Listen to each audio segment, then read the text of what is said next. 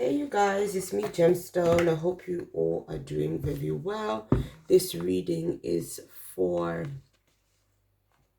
we just did Capricorn, so I'll do Taurus. And you have I'm going to be using the Tarot of the Divine. And it's this really gorgeous multicultural deck that has beautiful, beautiful artwork. I'm going to be also pulling a card from the legendary Ladies Goddess deck. These two decks just work really nicely together because the artwork just complements each other really well. So, yes, we'll get into your reading. I know it's been so long since I've uploaded any videos on this channel and everything else, and I kind of need to get back into the swing of things and picking things up again. So, thank you guys for those of you that have been patient with me and everything else.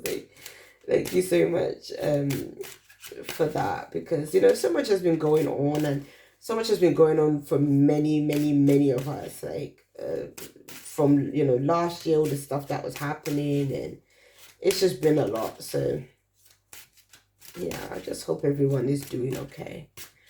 So your card, Taurus, is the Empress, okay, with the 8 of Swords and the Page of Cups. Let me see if I can get this to kind of come together. Okay, so let's see. The Empress can represent a woman, or it's like a feminine energy, caring, nurturing. It can represent abundance as well, and having plenty. The 8 of Swords is more about, you might be feeling stuck where you are at this time. It may be feeling like things are not moving as they should. Things are not happening as they should.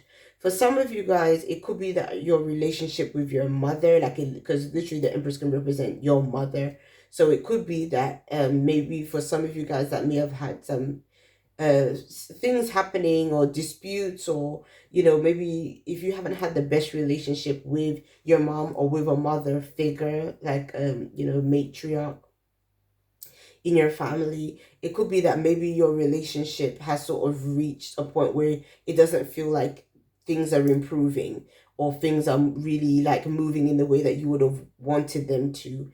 Maybe some of you guys are just feeling sort of a lack of nurturing, or maybe a lack of sort of love and affection from this could be a woman in your family, but then it also could just be in, maybe even in general, like maybe there's a love that you're trying to seek, that you're kind of feeling is like a void right now. Or because the Empress can again represent this feeling of abundance, maybe there's a lack. Like, that's kind of what I'm sensing, is sort of a lack kind of energy, or a depleted kind of energy that is existing, especially with this 8 of Swords here.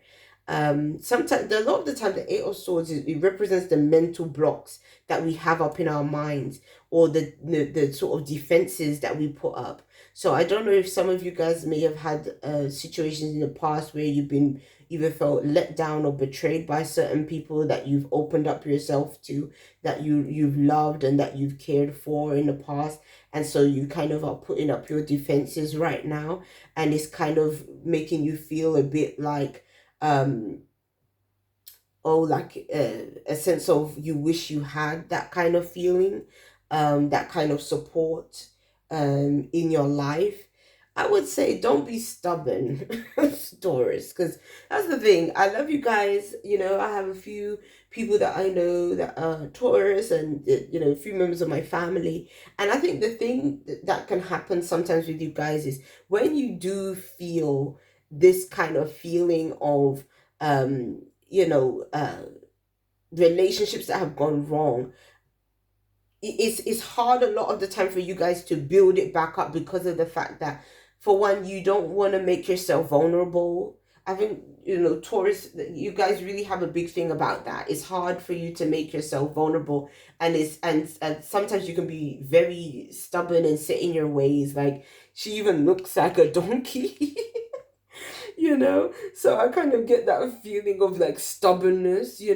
And the thing is, even here again, it's talking about vulnerability. Like, she has no clothes on under this this little it almost looks like the skin of a donkey, the flesh of a donkey, but then she's under there with no clothes on, and then she has all these swords around her, so it's very defensive kind of energy. And again, there is this vulnerability. There's this, oh, I want to protect myself. I don't want to, be hurt again. I don't want to be disappointed again. I don't want.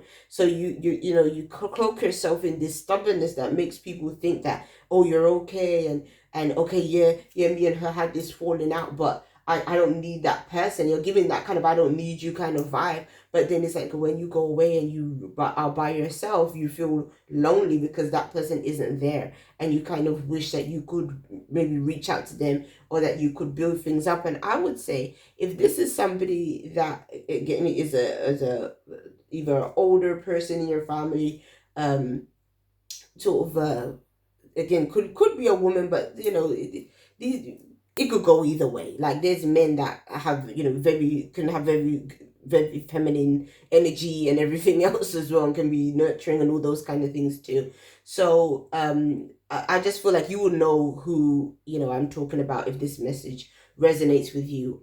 And so I just feel like, don't let relationships and things that are going on fall by the wayside over things that you can work out if only you weren't being stubborn, basically.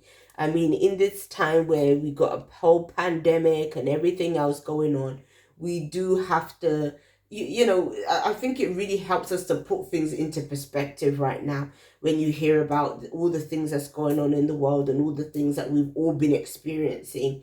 I just feel like, if you need to reach out, or if there's someone in mind that you've really been thinking, I wish I could call them, I wish we could talk, all the other stuff, I would say just do it. Like, you know, regardless of how the person reacts or whatever else, sometimes it's just better to just say, you know what, let's just put all that stuff to the side so that we can start afresh and just sort of go from there, basically. That's a good thing to do. Something that I forgot to do. I was meant to do it yesterday, because yesterday was the full moon. Actually, I think it was like 2 days ago now, because it's like 1 in the morning. I'm doing a reading. It was to and you can still do it, because really we're still sort of dealing with the energy. We're still in the energy of the full moon in Leo, but it's to write a list of basically things that you want to release at this time in your life. Things that you're just like, I just want to put a period to it, and I just want to let that go. And I think, if there's again certain issues, resentments, all this kind of stuff, that can be another way of forgiving those individuals, and just being able to let certain things lie, is just to write a list of all those things that you feel, all those things that you want to get rid of. Just put it in a list and burn that list and say, you know what, I'm putting a period to all that stuff.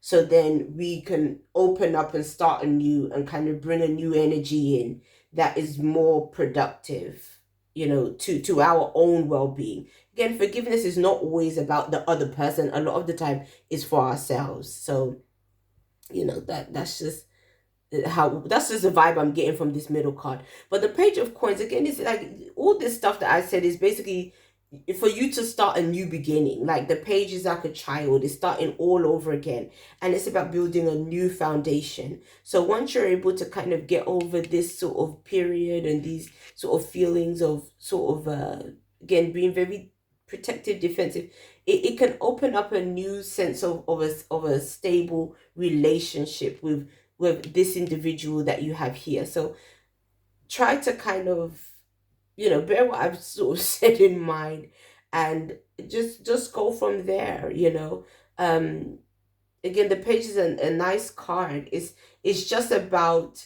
uh starting it afresh and anew in a completely different way. And it's your energy because it's coin, so it's a earth kind of energy, but it's a new energy. It's a different kind of energy. And just like a child, children are very forgiving, you know. Kids don't really hold on to grudges and stuff like, you know, we older people tend to, you know, because these are things we learn over time, you know. But when you come out into the world brand new, you know, you don't know about these things to hold on to certain things. And I think there's so much as grown people that we can learn from children as well, you know, from watching kids and see how they just bounce back from things, you know. So let's pull a goddess card for you guys and see what shows up. Okay, oh, you got Hecate. Hecate magic. Okay, so let's see her message. I'm going to read from the book, the guidebook, because I'm still getting acquainted with a lot of these goddesses. And so I read them intuitively as well, but I also really like the little guidebook explanation. So it says, time to get witchy with it. Goddess of magic and queen of crossroads Hecate reminds us that we are at a crux of our own power. You'll be at your most magical now, and Hecate is reinforcing that power. So because, like they're saying, because you are able to sort of channel this power within yourself, is saying this is a great time for you to take control and authority over the direction and the things that you want to change to improve your life. So right now is a good time to take stock of where you're at now. You know, where do you want to be? Where do you want to go? What are the areas of your life where you feel stuck? And how can you, you know, create a plan to move forward out of that feeling of being stuck where you are? So, you know, it might be a good idea to even journal those things as well, to see what comes up and see if you can sort of create a plan from there. So peace and many blessings to you, Taurus. I'll be seeing you. Bye.